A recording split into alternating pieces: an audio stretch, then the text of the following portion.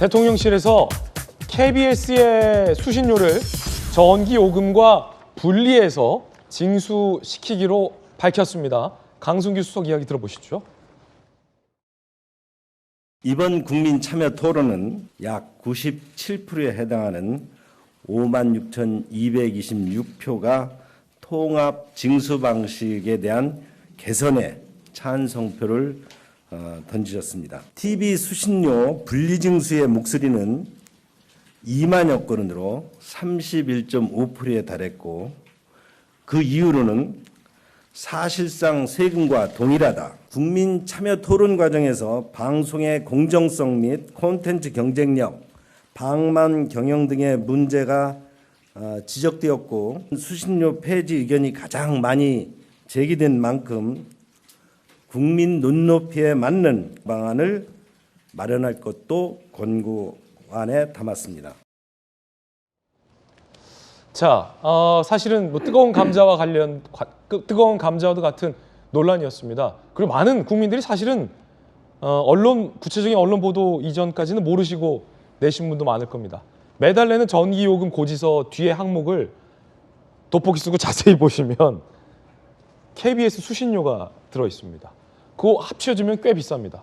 이걸 왜 전기요금에 의무 징수해야 하는지 이해가 안 되신 국민도 많으셨을 거고 모르셨을 국민도 많을 겁니다. 그리고 우리 집은 KBS를 안 보는데 왜 내냐라고 반발하시는 분도 많을 겁니다.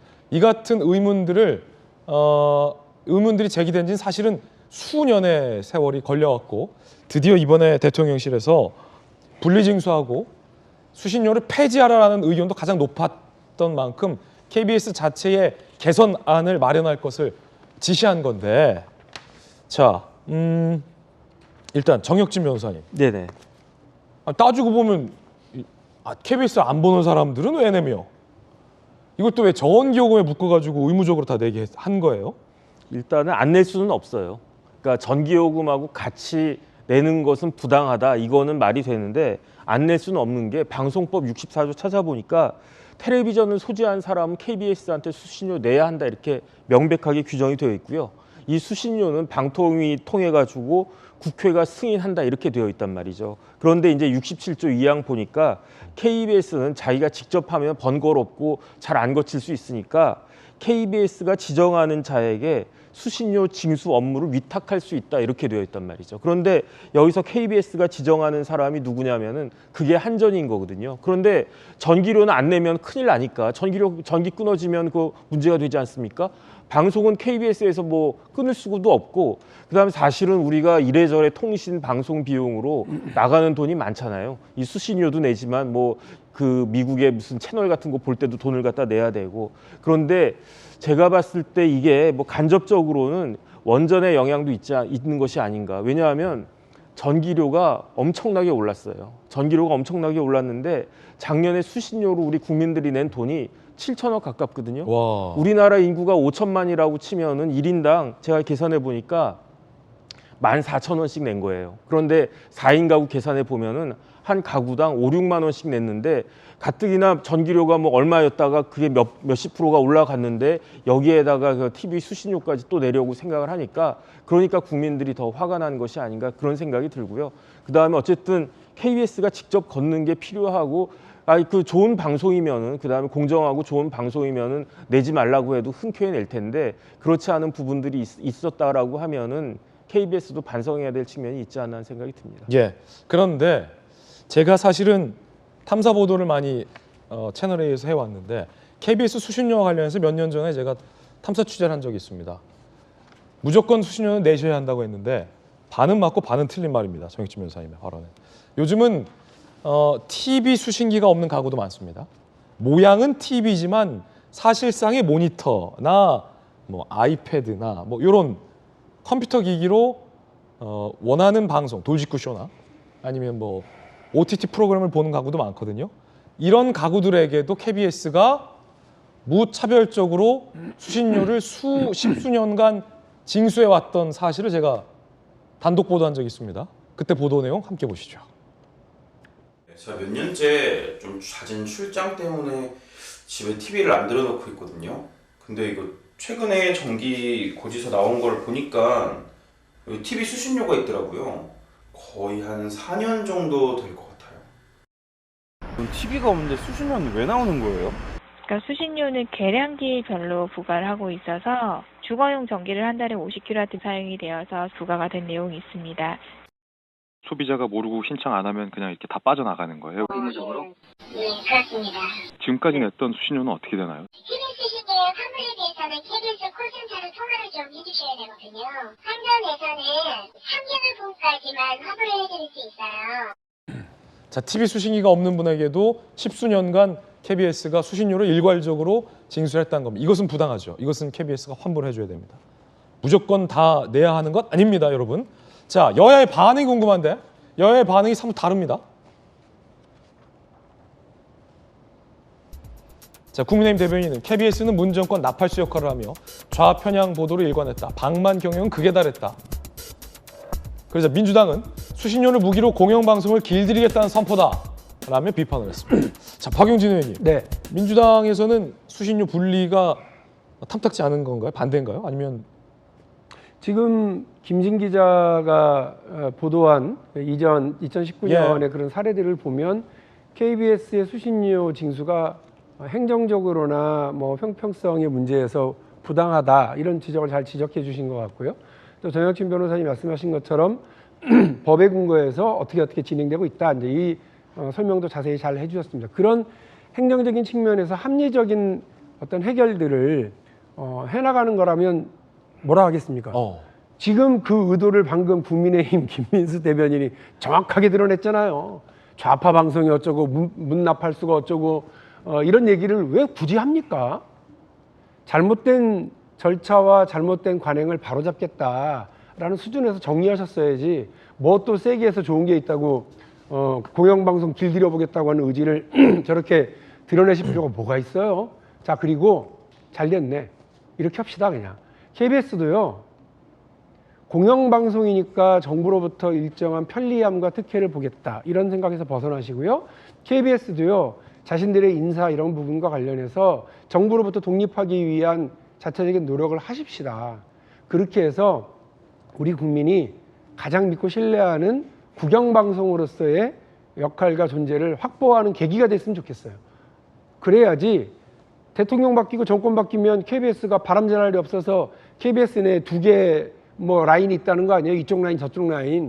그래서 누가 되면 누가 되고 다음 사장은 누구다 이런 얘기들을 파다하게 서로 해가면서 그래서 어떻습니까?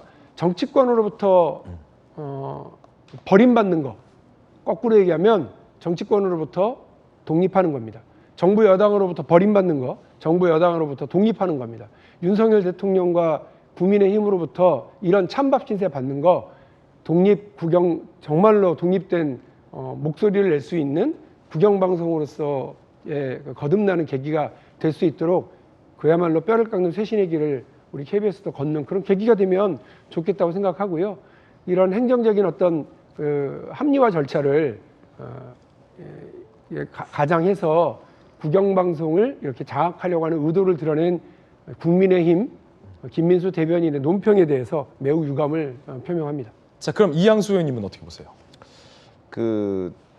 대체로 그동안 이제 여야 간에 항상 여당이 야당되고 야당이 여당되면 KBS에 대한 그 수신료 문제가 항상 나왔습니다. 야당들이 KBS가 맨날 여당 편 든다고 정부 편 든다고 폐지해야 된다고 주장을 해요. 민주당도 옛날에 폐지해야 된다고 주장했어요. 그런데 이번에 특기할 만한 일은 여당인 국민의힘이 폐지해야 된다고 주장하는 겁니다. 즉 여당은 KBS 사장이 공영방송이고 뭐 한국방송공사기 때문에 사장이나 인사 이런 거 사장 추천위원회 개입을 해가지고 KBS 사장을 여당 측 인사를 앉혀놓고 KBS를 장악할 수가 있어요.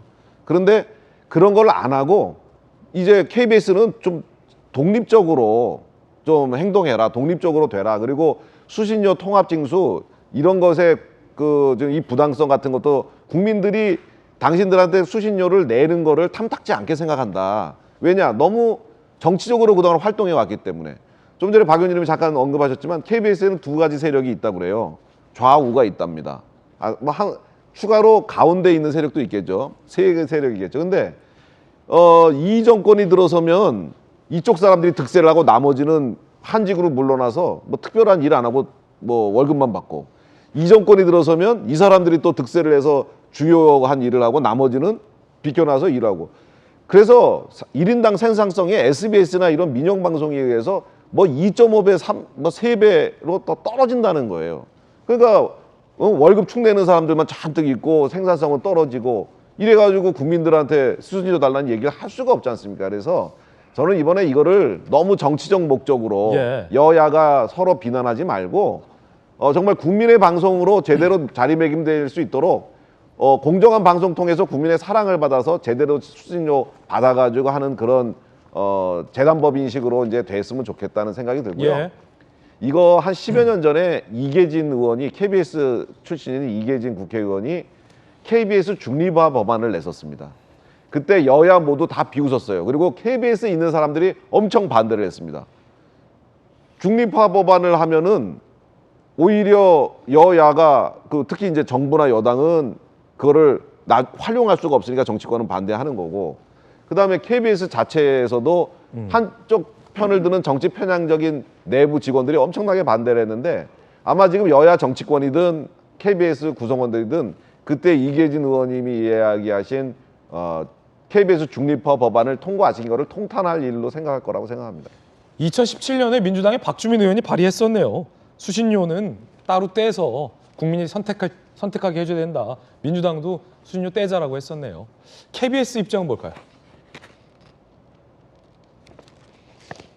공영방송 근간을 회수하는 중차대한 사안이다. 그 전기요금에 합쳐서 내야 하는 게 공영방송의 근간을 훼손할 일인지는 잘 모르겠습니다. 최소한의 비용으로 공영방송 유지 가능한 가장 효율적 징수 방식이다라고 입장문을 냈습니다. KBS는 아시다시피 공영방송입니다. 다른 말로 이제 공중파죠. 비단 이 공중파라는 바로 이 단어의 근원은 예전에 우리가 안테나로 TV 방송을 수신해서 보던 시절, 이 공중에 전파를 쏴서 봤을 때 잡히는 방송들을 공중파라고 시작했는데, 요즘 우리 국민들이 이 공중파 방송들에게 요구하는 공영방송으로서의 덕목은 그거보다 더 나은 무언가가 있어야 할 것 같은데, 과연 공영방송으로서의 KBS가 국민들이 요구하는 그 나은 무언가를 안테나 수신 말고 더 보여준 것이 있는가라는 사실은 본질적인 질문을 안 드릴 수가 없을 것 같습니다. 김영주 의원님, 사실은 저희 채널A 같은 경우는 국민들에게 수신료 달라고도 안 하고, 우리는 공영방송도 아니지만 채널A에 다니는 저를 포함한 개개인 모든 사람들, 우리는 공영방송 그 이상이다라는 책임감을 갖고 방송에 임하거든요. 하지만 우리는 뭐 수신료 없어도 방송의 근간이 훼손되지는 않는데, KBS의 입장 어떻게 보십니까? 좀 너무 이제 구시대적이다, 전문가들의 지적도 있는데. 네, KBS가 굉장히 덩치는 커졌고 또 방만한 경영을 하고 또 실제적으로 어떤 편파성을 갖고 있다 그러면 시정이 돼야 되겠죠. 시정이 돼야 되는데, 지금 이제 KBS가 얘기하는 내용은 뭐 근간을 훼손한다는 얘기까지는 제가 받아들일 수는 없습니다만은 그동안의 헌법재판소의 결정의 배경입니다. 그게 부당성을 얘기했을 때 그나마도 징수원을 따로 두고 사람을 모아 그들에게 월급을 주면서 이렇게 징수하는 것 자체가 비용이 너무 크기 때문에 그나마도 불편부당하지만 이것이 최선의 방법이다, 차선이다, 이런 얘기를 그동안에 헌법재판소가 한 거거든요. 지금 현재 대통령실에서 한번 다시 물어봐야 될 게, 공영방송, 국영방송을 가질 것이냐 안 가질 것이냐 생각해야 됩니다. 예를 들면 지금 만약 이걸 분리하는 건 간단해요. 분리하게 됐을 경우에 징수원을 다 새롭게 들여서 징수율이 엄격하게 떨어질 겁니다. 저거 순식간에 KBS가 무너져 내릴 거예요. 그랬을 때 그것이 과연 우리 국가에서 과연 이로운 것인가를 냉정하게 살펴볼 필요가 있다. 그렇지 않고 완전히 민영화하거나 KBS 자체를 공중분해시키지 않을 거라면 어떤 방식으로 가이드할 것인가의 대안을 가지고 접근했으면 좋겠다는 게 제 생각입니다. 다양한 의견을 전해드렸습니다.